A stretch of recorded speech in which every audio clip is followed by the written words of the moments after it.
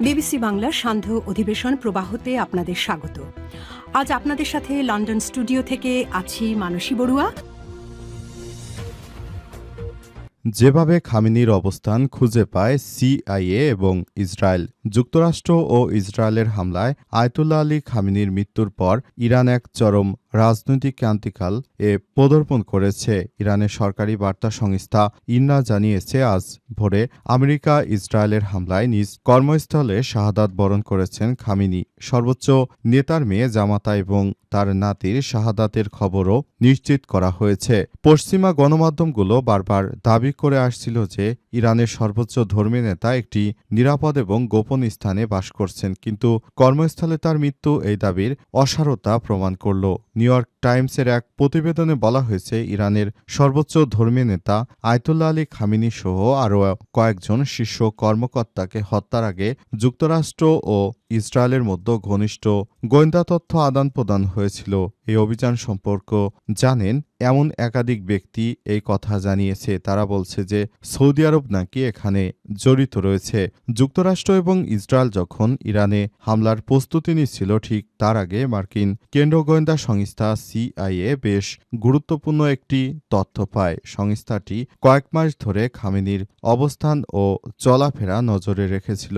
এ সময়ের সঙ্গে তারা তার অবস্থান ও অভ্যাস সম্পর্কে আরও নিশ্চিত তথ্য সংগ্রহ করে। সিআইএ জানতে পারে যে আজ তেহরানের কেন্দ্রস্থলে একটি কমপ্লেক্সে ইরানের শীর্ষ কর্মকর্তাদের বৈঠক হবে। সেই বৈঠকে খামেনিও উপস্থিত থাকবেন। সিআইএ তথ্য পাওয়ার পর যুক্তরাষ্ট্র ও ইসরায়েল তাদের হামলার সময় বলে ফেলে। সংশ্লিষ্ট কর্মকর্তারা জানিয়েছে, নতুন এই গোয়েন্দা তথ্য কাজে লাগানোর জন্য হামলার সময় পরিবর্তন করা হয়। সূত্রগুলো জানিয়েছে, খামেনির অবস্থান সম্পর্কে ইসরায়েলকে খুবই নির্ভুল তথ্য দেয় সিআইএ। সংবেদনশীল সামরিক ও গোয়েন্দা বিষয় হয় নাম প্রকাশ না করা সত্ত্বে ওই ব্যক্তি এসব তথ্য দিয়েছে। প্রথম রাতের অন্ধকারে হামলার পরিকল্পনা ছিল, কিন্তু শনিবার সকালে ওই কমপ্লেক্সে বৈঠকে তথ্য পাওয়ার পর হামলার সময় পরিবর্তন করা হয়। বৈঠকটি হওয়ার কথা ছিল এমন একটি কমপ্লেক্সে যেখানে ইরানের প্রেসিডেন্ট ও সর্বোচ্চ নেতা এবং জাতীয় নিরাপত্তা পরিষদের কার্যালয় রয়েছে। তথ্য অনুযায়ী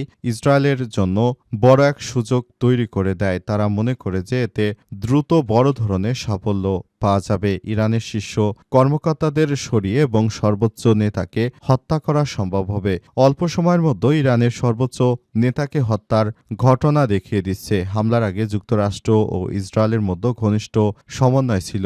বিশেষ করে গত বছরের 12 দিনের সংঘাতের পর তারা ইরানের নেতৃত্ব সম্পর্কে গভীর ও বিস্তারিত তথ্য সংগ্রহ করেছিল। একই সঙ্গে এই হত্যাকাণ্ড দেখিয়ে দিল যে যুদ্ধের প্রস্তুতি সম্পর্কে সংকেত থাকার পরও ইরানের শীর্ষ নেতৃত্ব নিজেদের সুরক্ষায় যথেষ্ট সতর্ক ছিলেন না।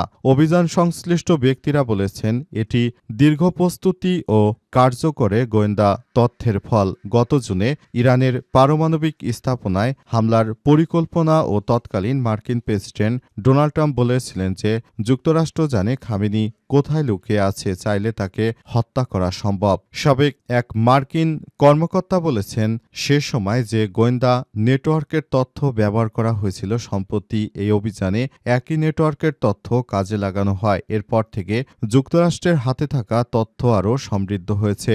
12 দিনে যুদ্ধ চলাকালে খামেনি ও আইজিসি কিভাবে যোগাযোগ ও চলাফেরা করেছিল সে বিষয়ে যুক্তরাষ্ট্র আরও বিস্তারিত তথ্য পায়। সেই অভিজ্ঞতার ভিত্তিতে খামেনির গতিবিধি অনুসরণ করা হয়। এছাড়াও ইরানের গুরুত্বপূর্ণ গোয়েন্দা কর্মকর্তাদের অবস্থান সম্পর্কে যুক্তরাষ্ট্র ও ইসরায়েল নির্দিষ্ট তথ্য জোগাড় করেছিল।